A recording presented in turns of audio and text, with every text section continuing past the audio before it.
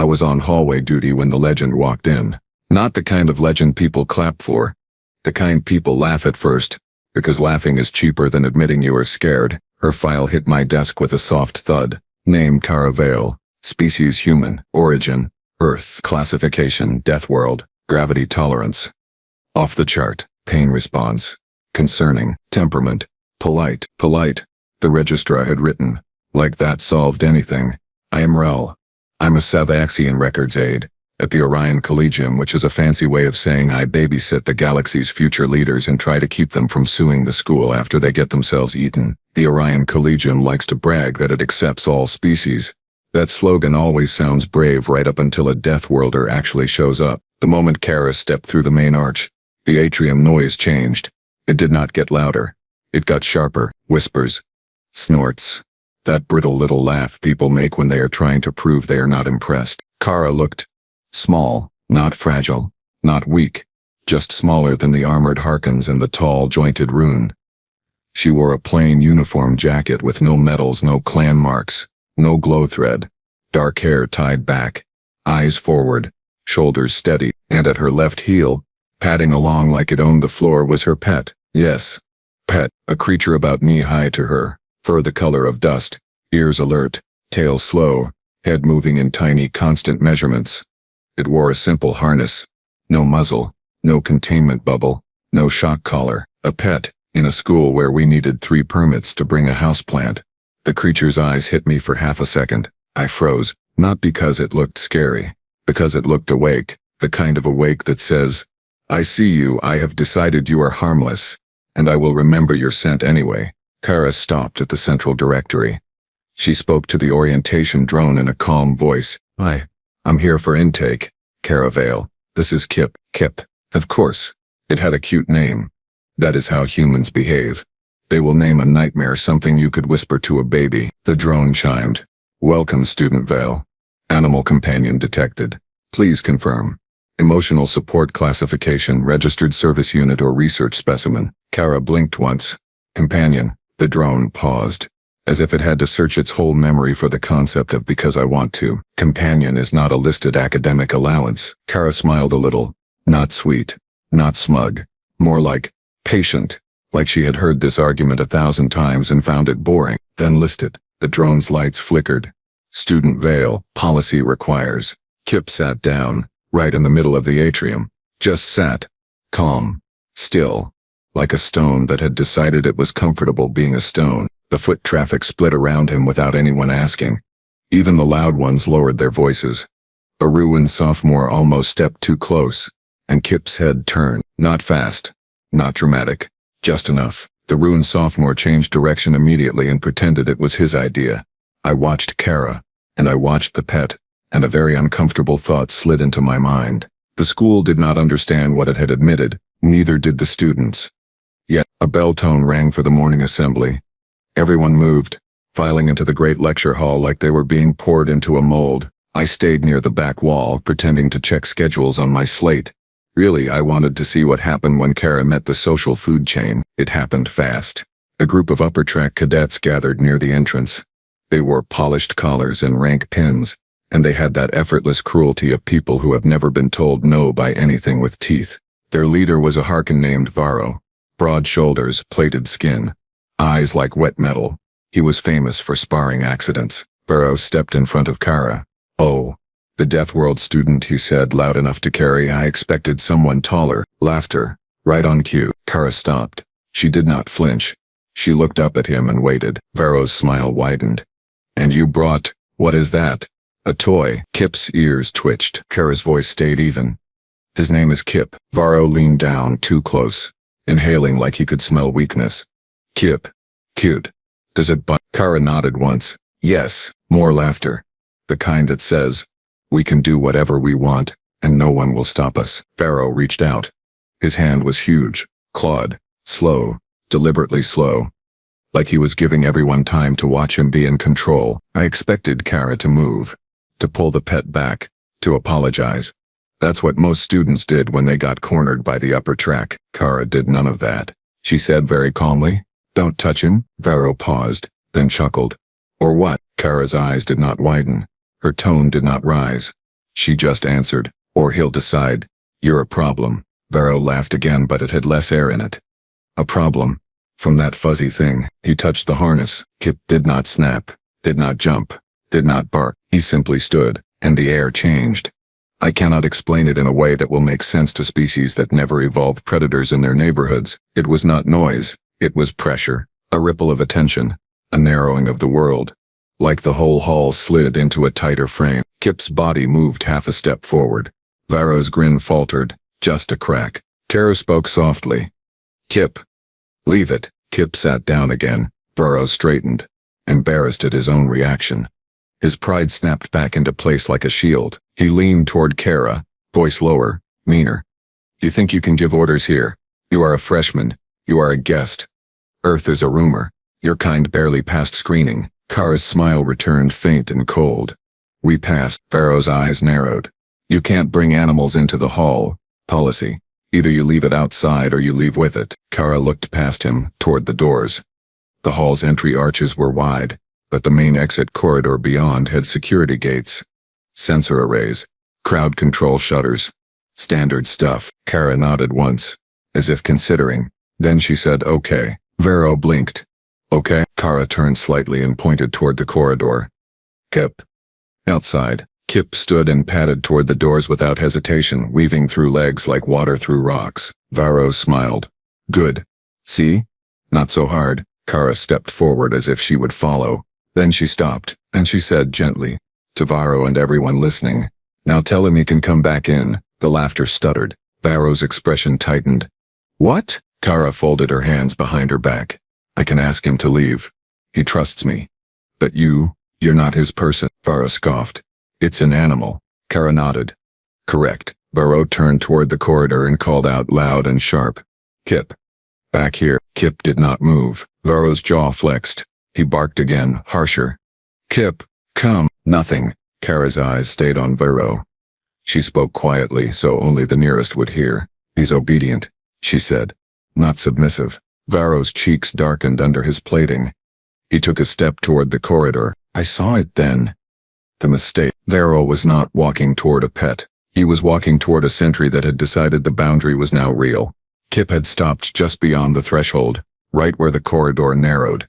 He stood sideways, body blocking the path with effortless geometry. His head angled slightly, not aggressive, just a barricade with fur. Varro approached, shoulders squared, trying to look unbothered. Move. Kip stared at him. Varro reached down, intent on grabbing the harness and dragging the creature aside. The hall went quiet enough that I could hear the overhead vents. Kara did not shout, did not run. She said, calm as a sleep announcement. Varro, don't. Varro's fingers brushed the harness. Kip's lips pulled back. Teeth. Not big teeth. Not dramatic. Not showy. Clean, efficient teeth. Teeth that had met bone before. Varro jerked his hand back so fast he almost stumbled. A few cadets laughed nervously. The kind of laugh that begs everyone to join so it does not count as fear. Varro straightened, furious. This is ridiculous. Kara tilted her head. Then stop making it interesting. That got a real reaction. A hiss. A few shocked clicks. Kara was not begging. She was not flattering. She was talking to him like he was a loud child. Varro turned on her. You will regret this. Kara's voice softened, but it did not get kinder. You already do. The assembly bell chimed again. The faculty were entering. The head marshal, Dean Oren, glided onto the stage with his polished robes and his gentle smile that never reached his eyes. Dean Oren spoke into the hall speaker. Welcome, students. Today we begin the term with unity, discipline, and mutual respect. Mutual respect. Yes. Of course. My gaze flicked to the corridor. Kip still stood there blocking the exit like he was assigned to it. Dean Oren continued. We also remind all attendees of campus policy. Personal fauna are prohibited in academic zone. A murmur swept the hall. Heads turned. Some looked at Kara with triumph. Some looked with curiosity. A few looked with something like relief, as if policy could protect them from reality. Dean Oren's eyes found Kara. His smile tightened. Student Vale, you will remove your animal immediately. Kara raised her hand slightly, polite. Dean Oren. Yes, Kara spoke, clearly. Kip is already outside. Dean Oren blinked. Then comply fully. Retrieve it after assembly. Kara Kara nodded. I can't. Now the hall leaned in. You could feel it. 1,000 egos wanting to see the Deathworld student put in her place. Dean Oren's voice cooled. Explain. Kara kept her tone calm. I told him to wait outside. He is waiting. Dean Oren's eyes narrowed. Call him back. Kara paused. Just long enough to let the silence sharpen. Then she said no. A wave hit the room. Gasps. Angry clicks. That offended sound professors make when a student refuses to play their part. Dean Oren's face stayed composed, but the corners of his eyes hardened. Student Vale, you are not in your home institution. This is Orion Collegium. You will follow rules. Kara nodded once. I am following rules. Kip is outside. Dean Oren's voice rose slightly. Then why can't you call him back? Kara met his gaze. Because if I call him back right now, he will come back through that corridor. And he will come back fast. Some laughter, thin and unsure. Dean Oren held up a hand. You are implying threat. That is unacceptable. Kara's mouth tightened. I'm implying physics. Dean Oren signaled to security. 2 campus wardens moved down the aisle. They were built like walls, their uniforms reinforced. Stun batons at their hips. They looked bored, which is always a bad sign. Bored security becomes sloppy security. Dean Oren spoke into his slate. Wardens. Remove the animal. The wardens angled toward the corridor. Kara's voice cut through, still calm, but now it carried. He will think you are trying to take me. Dean Oren snapped. He is an animal. Kara nodded again. Yes. With instincts. And loyalty. And he does not understand your titles. One of the wardens scoffed. He tapped his baton against his palm. A cheap intimidation gesture. They reached the corridor threshold. Kip did not move. The first warden approached, slow, shoulders wide. Move aside. Kip's head turned slightly. His ears stayed forward. The warden reached for the harness. Kara inhaled. It was the first sign of tension I had seen from her. Not fear. Calculation, she said, not loud but sharp enough.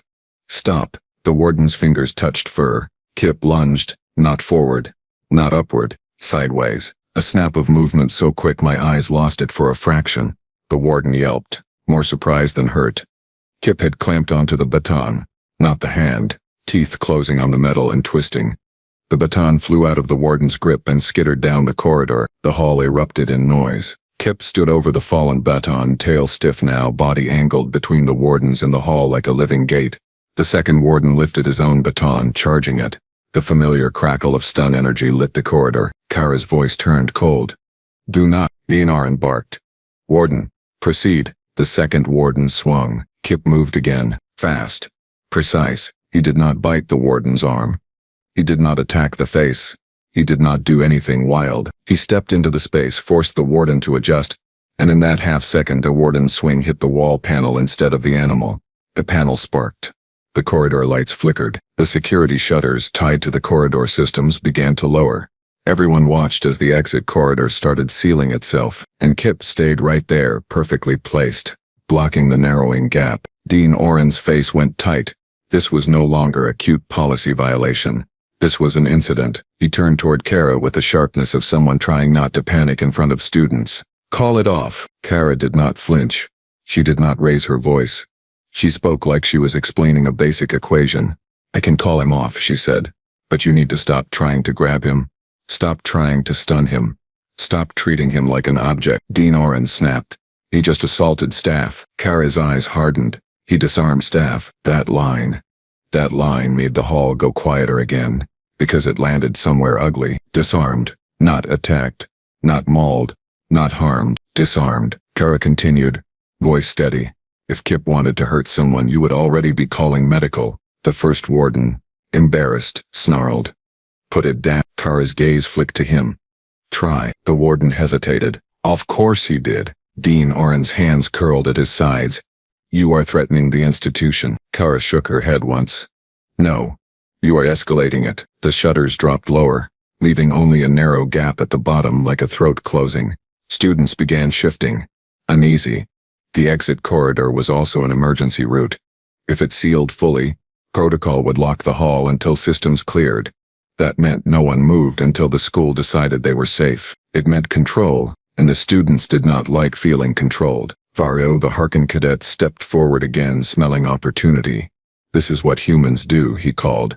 They bring beasts. They intimidate. They break rules and demand special treatment. A few voices joined him, eager to belong to the loud side. Kara turned her head toward Varro slowly. Her expression did not change much, but something in her eyes did. A kind of tired focus. She said, "You touched his harness." Varro stiffened.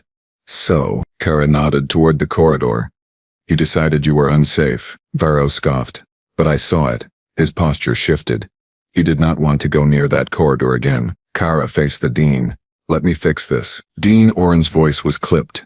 "You will place yourself under campus discipline immediately." Kara exhaled through her nose. "Fine. Later." Dean Oren snapped.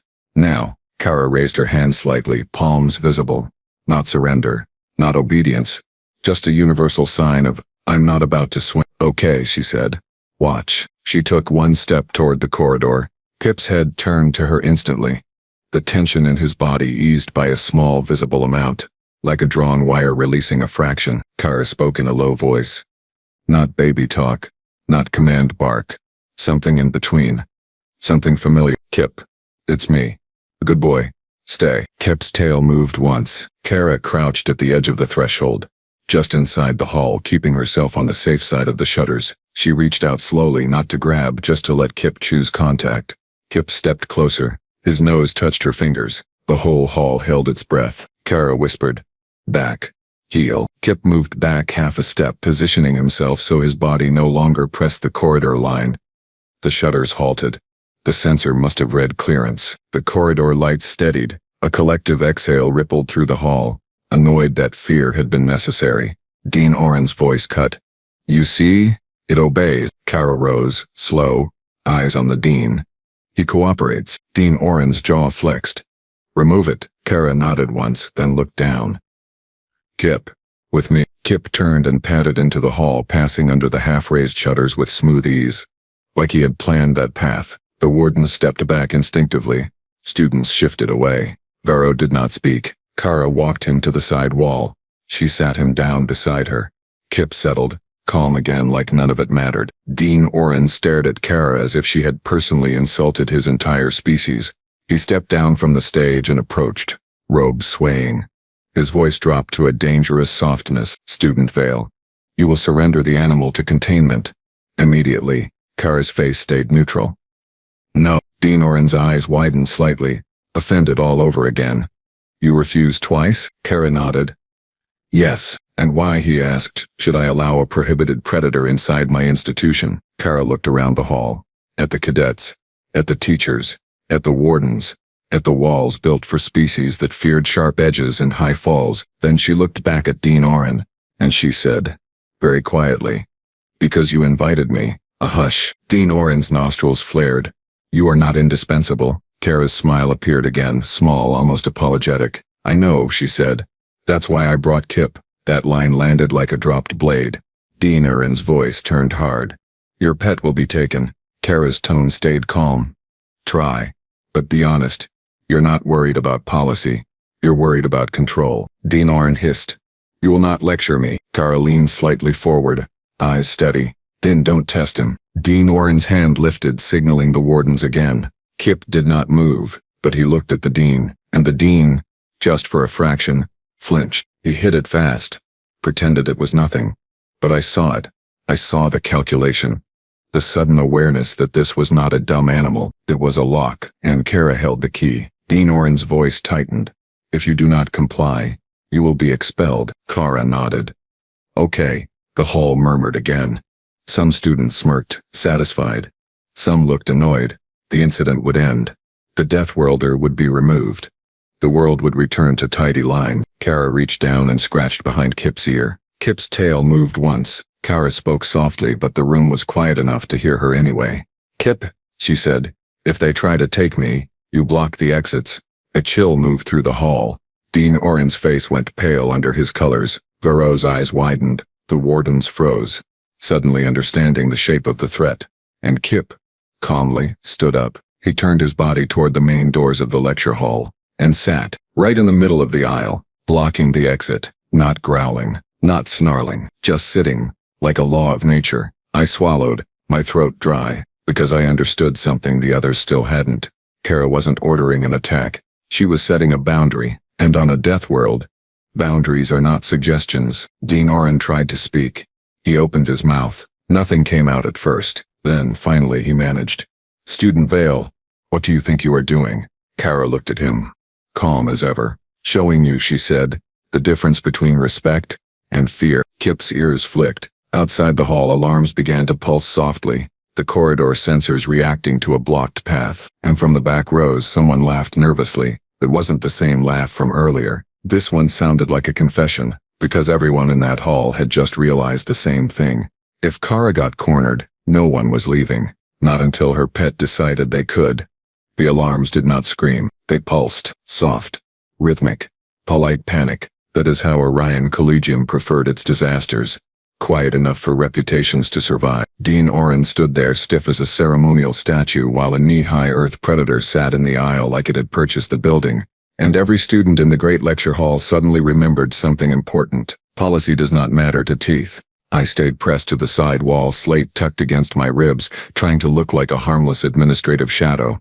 Which frankly is my natural state. Kara Vale stood beside her pet, hands relaxed, face calm. She looked like the only person in the room who could breathe. Dean Oren finally found his voice again. It came out thinner than he wanted. Student Vale, remove your animal from the aisle. Now, Kara's head tilted slightly. Not defiant, not mocking, just curious. Or what? She asked. Oh, there it was, that little human habit of poking the bruise to see if it still hurts. A few cadets made offended clicks. A ruined professor shifted his frill with anxiety. The wardens kept their hands near their batons, but they did not touch them now, because they had just watched Kip disarm one baton like it was a toy. Dean Oren's eyes darted toward the corridor controls, toward the security shutters, toward anything that might restore order without making him look like he was negotiating with a student in a furry barricade. Kara, he said, trying the personal approach, like names are magic.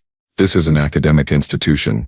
You cannot hold the hall hostage. Kara blinked once. Hostage, she repeated. Interesting word. I didn't lock anything. I didn't shut doors. I didn't threaten to hurt anyone. Dean Oren snapped. You told it to block the exits. Kara nodded. Yes. A pause. A delicate silence. Kara continued, calm as a weather report. If someone tries to take me, Dean Oren's jaw clenched. No one is taking you. We are enforcing policy. Kara smiled slightly.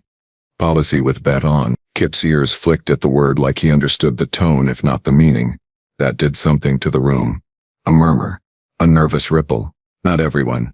But enough. Because here is the truth about schools like Orion Collegium. They are built on the fantasy that everyone will behave. And when someone does not, the whole place starts looking flimsy. Dean Oren lifted his chin. Wardens, remove the animal from the aisle. Gently. Gently. Yes. Brilliant. He said gently so the cameras would love him later. The wardens looked at each other. Their eyes said, absolutely not. One of them, the taller one, took a half step forward anyway, because he had a job, and pride, and a pulse. He stopped when Kip turned his head. Not a growl, not a bark, just a look. The warden's feet stopped without his permission. I almost laughed. I did not. I value my future. Kara's voice cut in, low and sharp. Do not. Dean Oren glared at her. You are interfering with campus security. Kara's gaze stayed steady. I am preventing a hospital visit. The first warden tried to recover dignity. Student, we can restrain it without harming it. Kara's expression did not change much, but her eyes hardened. No, she said. You can't. The warden's face flashed with annoyance. It's an animal. Kara nodded. Yes. And you keep saying that like it makes you safe. The hall went quiet again. Dean Oren inhaled. Long and controlled. He made a show of patience. Student Vale, he said. This institution cannot function if individuals bring uncontrolled predators into shared spaces. Kara glanced around the hall slow. At the Harkin cadets built like armored vehicles. At the ruin with jointed claws. At the lecture hall itself, which was basically a stone bowl designed to keep everyone contained when emotions rose. Then she looked back at Dean Oren. Uncontrolled, she repeated. You mean, not controlled by you? Dean Oren's nostrils flared. Barreau, the Harkin cadet, stepped forward again because of course he did. Bullies never leave a scene until someone bleeds or they get bored. This is pathetic, Barreau said loudly. She's hiding behind a pet. Typical Deathworld trick. Kara's eyes slid to him. Barreau smiled, thinking he had the upper hand. What? Going to sick it on me? Kara's voice stayed flat. Kip. Stay. Kip did not move. Kara stepped forward. One step, just one, and that one step did something strange. The air shifted. Students leaned back instinctively. The kind of instinct you get when a predator stops talking and starts moving. Kara stopped at the edge of the aisle facing Varro. She looked up at him. Varro? She said, and the way she said his name sounded like she had filed it under problem. Varro's grin twitched. Yes. Kara's tone became almost conversational. Do you know why you felt brave earlier? Varro scoffed. Because I am brave. A few Harkin laughed too loudly. Kara nodded slowly. Sure. Or maybe, because you believed everyone would stop Kip. Varro's eyes narrowed. He's an animal. Kara's smile returned faint and sharp. And you are a student. Varro's claws flexed. What's your point? Kara leaned slightly forward. My point is, if you touch him again, there's no policy in the galaxy that will save your fingers. The hall reacted. Gasps. Hisses. Outrage. Dean Oren snapped. That is a threat. Kara straightened. No. It's a forecast. I nearly choked. Human humor is awful. Sometimes. Also, effective. Dean Oren lifted his slate and tapped rapidly, summoning more security, no doubt. The overhead lights brightened slightly and the hall's wall panels flickered with a soft alert glow. A calm voice came through the hall speakers. The central system. Attention. Safety protocol. Engaged. Please remain seated. Please remain calm. Yes. Please remain calm while a Deathworld predator blocks the exits. That will work. Kara looked up at the speakers and said hi. She said it like the system could feel awkwardness. The system continued.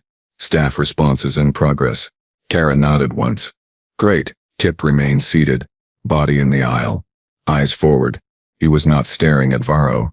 He was not staring at the wardens. He was staring at the doors. He did not look angry. He looked assigned. That was what scared everyone. A predator with emotion can be negotiated with. Appeased. Distracted. A predator with purpose is a different category. Dean Oren spoke again. Voice tight. Student Vale. You will comply. Or you will be expelled and escorted from the campus. Kara's eyebrows rose slightly. Escorted. By who? Dean Oren's jaw clenched. By trained wardens. Kara glanced at the wardens. Then she glanced at Kip. Then she looked back at the dean. Okay, she said. Try. Her calmness hit the hall like a slap. Because she was not bluffing. She was not excited. She was not enjoying this. She was simply ready. The first warden stepped forward again, trying to project authority. Student, he said. We will escort you with minimal force. Kara nodded. I appreciate the effort. The warden frowned. Then call your animal away from the aisle. Kara's gaze stayed on him. No. The warden's voice rose, frustrated. Why? Kara answered without hesitation. Because you are not listening. You are trying to win. Dean Oren's eyes narrowed. This is not a debate. Kara's smile came back. You're right. It's training. That line made even some professors blink. Training. A few students whispered it. Confused, Dean Oren stepped closer, voice low so it would not echo. What are you training? He demanded. Kara's voice softened too. You. Dean Oren's face tightened. And then, because pride is a disease, he did the dumbest possible thing. He turned to Varro. Cadet Varro, Dean Oren said. You claim the animal is harmless. Demonstrate. Move it aside. Varro's eyes widened for half a second, then his ego kicked in. Of course it did. He straightened, puffing up like he had been given a stage. Gladly, Varro said. Kara's head turned slowly toward the dean. Her voice remained calm. Do not. Dean Oren snapped. You don't give orders to faculty. Kara's eyes held his. Then don't give orders to fools. The hall reacted again. Shock. Outrage. A few suppressed laughs. Varro stepped toward the aisle, ignoring Kara completely. Kip did not move. Varro crouched slightly, trying to look casual. Hey, little thing, he said, voice dripping with fake softness. Move. Kip stared at him. Varro reached out, claws opened, aiming for the harness. Kara's voice cut in, sharper now. Varro, stop. Varro smirked. Or what? Your pet will cry? Kara's eyes narrowed. Kip. Leave. Kip did not move. Varro froze, confused. Kara repeated firm. Kip. Leave. Still nothing. A murmur spread. Kara's expression stayed composed, but I saw something flicker in her eyes. A small tension. Not fear. Not doubt. Something like calculation. Varro laughed. Loud. See? You can't even control it. Kara's mouth tightened. You think control is the goal? Varro reached again. Kip moved, fast. He did not bite Varro. He did not leap at his throat. He simply stepped forward and placed his body between Varro and Kara, shoulder angled.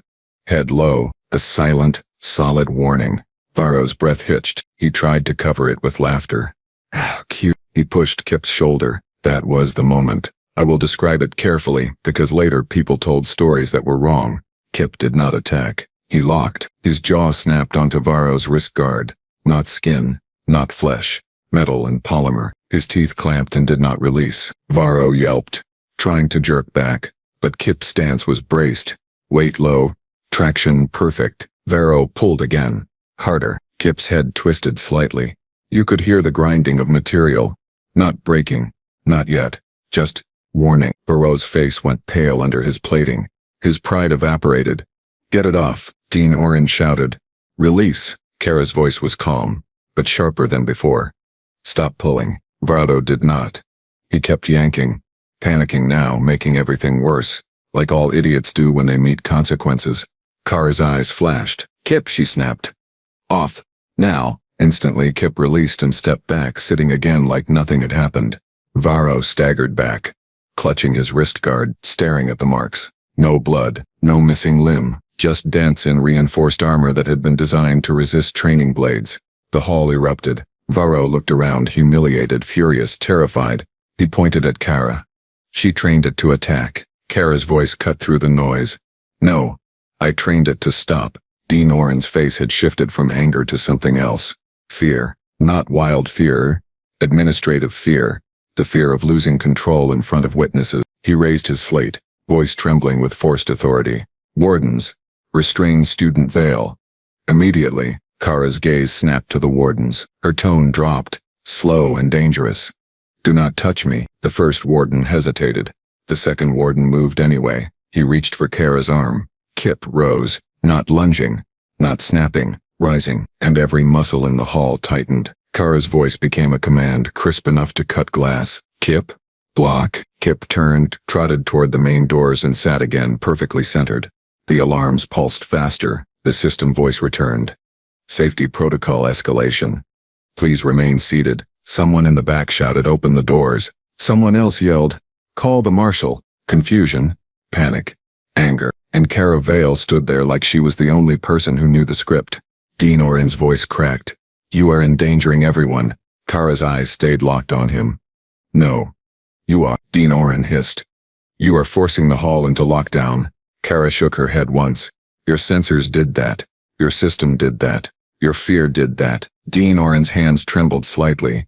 He hid it by clenching them. You will be expelled, he repeated, like the word had weight. Kara nodded once.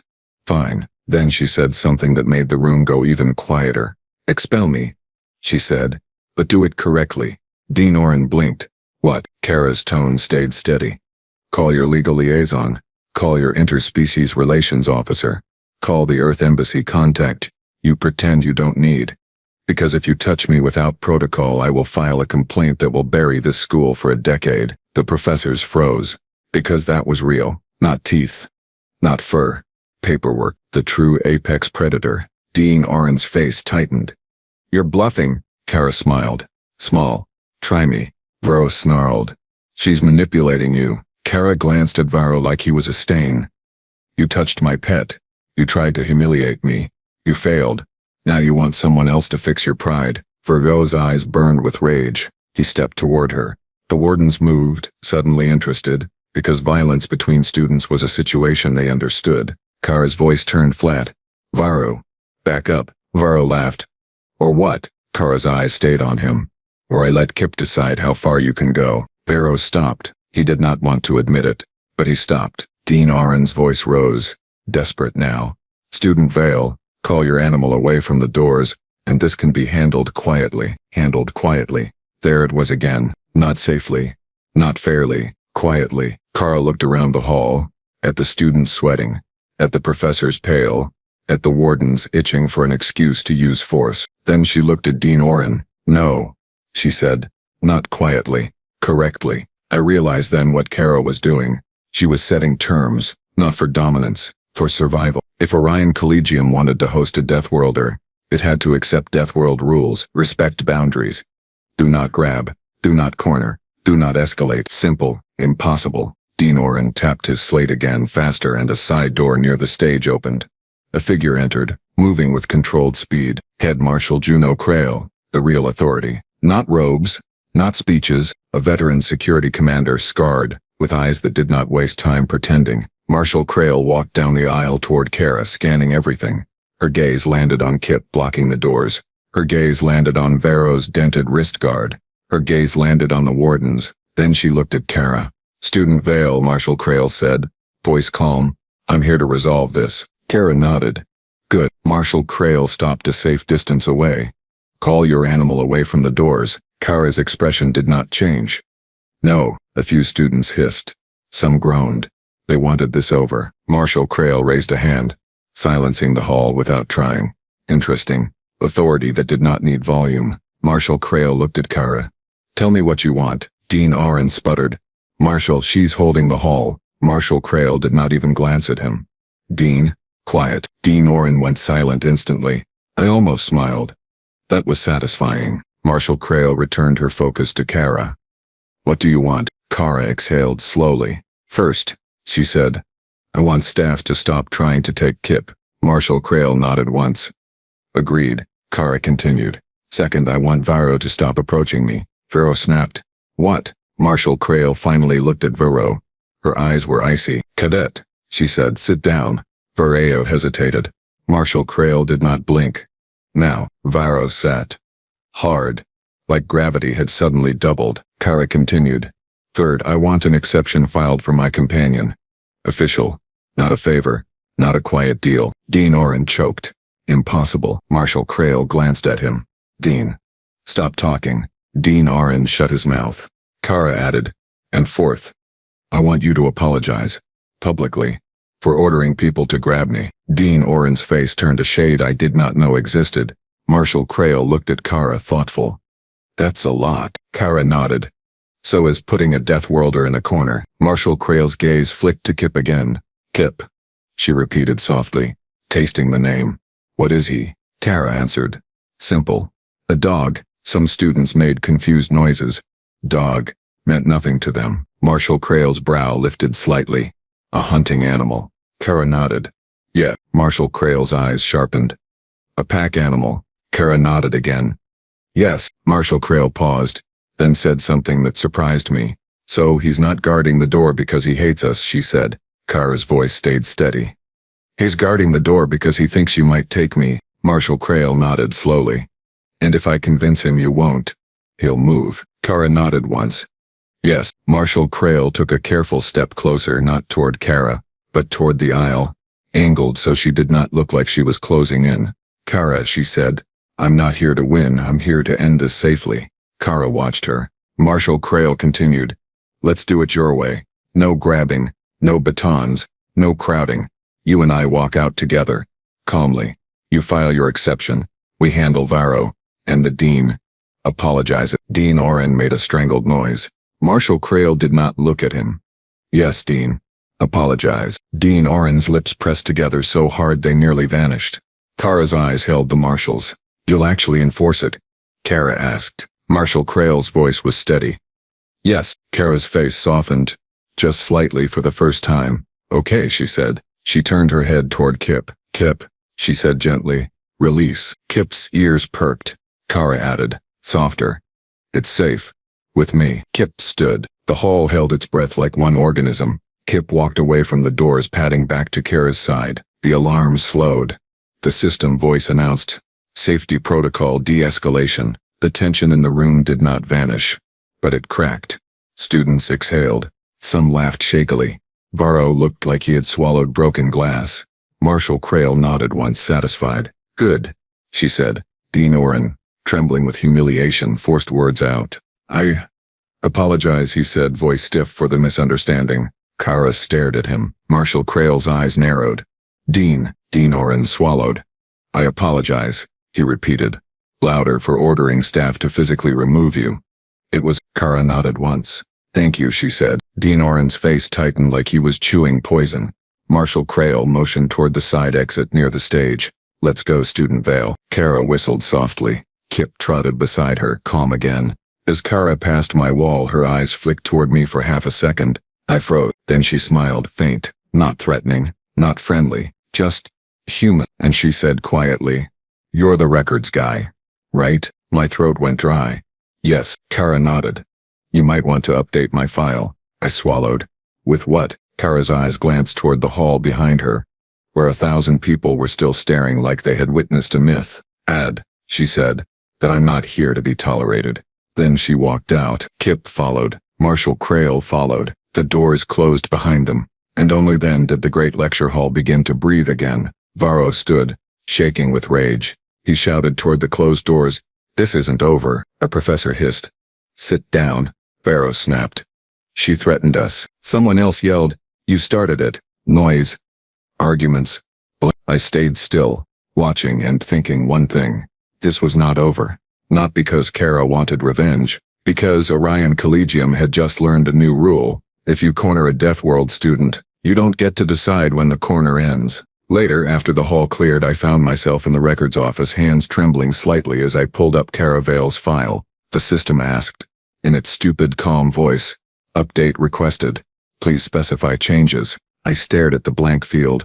What do you write after watching a pet stop an entire institution with nothing but placement and patience? I typed anyway. Student demonstrates advanced boundary enforcement under stress. Companion animal exhibits trained restraint, high obedience to handler and strong protective response. Recommend formal accommodation protocols and staff training. Avoid physical contact without consent. I paused, then I added one more line. Do not treat politeness as weakness, because that had been the real mistake. The next morning, campus chatter was a wildfire. Everyone had their version. Some said Kara had trained a monster. Some said the school had tried to imprison her. Some said Varro had been bitten in half. None of it was true. The truth was simpler. A girl from a Deathworld had walked into a soft world institution, and the institution had blinked first. By midday, a formal notice went out. Temporary companion allowance granted to Student Vale pending review. Temporary. Pending. More polite panic. Varro's disciplinary review was scheduled. He was furious. And Kara. Kara walked across campus like nothing had happened. Kip at her heel, head high, eyes calm. Students moved aside, not because they respected her, not yet, because they remembered the aisle, and the exits, and the quiet pulse of alarms. I watched from the records window as Kara approached the training yards, where upper track cadets practiced formation drills. Varro was there, of course. Riscard replaced, ego still bruised. He saw Kara. His posture tightened. He glanced at Kip. He took a step back without meaning to. Kara stopped at the fence line, hands on the rail, watching the drills like she was judging a performance. But Varro couldn't stand it. He walked toward her, trying to look relaxed, trying to look brave. Kara, he called, loud enough for others to hear. Kara turned her head slowly. Varro sneered. So you got special treatment. Kara's eyebrows lifted. Accommodation. Varro spat the word like it was poison. You embarrassed the school. Kara's face stayed neutral. You embarrassed yourself. Varro stepped closer. You think you won? You think a pet makes you untouchable? Kara's gaze stayed on him. No. Varro blinked. Thrown off. No. Kara nodded. Kip doesn't make me untouchable. She leaned slightly forward, voice calm, clear. My choices do. Varro's jaw clenched. Then make a choice now. Spar me. A few cadets murmured excitedly. Drama. They loved drama. Kara exhaled slowly. No, she said. Varro's eyes widened. Coward. Kara smiled faintly. No. Smart. Varro leaned in. Voice low. You're scared? Kara's eyes narrowed slightly. Then she said something so simple it made me laugh out loud in the empty office. I'm bored, she said. Varro flushed. Kara continued. I don't fight for your ego. I fight for my life. Today, I'm not fighting. Varro's claws flexed. Then your pet fights for you. Kara's gaze flicked down to Kip. Kip, she said softly. Stay. Kip sat. Kara looked back at Varro. My pet doesn't fight for me, she said. He stops people from doing something stupid. Varro's eyes burned. Like what? Kara's voice dropped, calm and sharp. Like touching me. Varro froze, because he had been leaning in, too close. His hand, without thinking, had lifted slightly. He lowered it fast, like it had burned him. The nearby cadets noticed. A few snickered. Varro's face twisted with humiliation. He took a step back and snarled. "This isn't over." Kara nodded, as if agreeing with the weather forecast. "Yeah, right," she said. "It's not." Then she turned away from him, like he wasn't worth another second. Kip rose and followed, and the training yard, full of proud species with sharp weapons and sharper mouths, went quiet as she walked past. Because here is what the campus finally understood. Kara Vale did not need to win fights. She only needed to make you think twice before starting one. And her pet was not a weapon. He was a boundary with fur. If you want a clean ending, you won't get it here. Not yet, because I saw the way Dean Oren watched Kara from a balcony later that day. Eyes cold with resentment. I saw the way Varro gathered his friends whispering, plotting.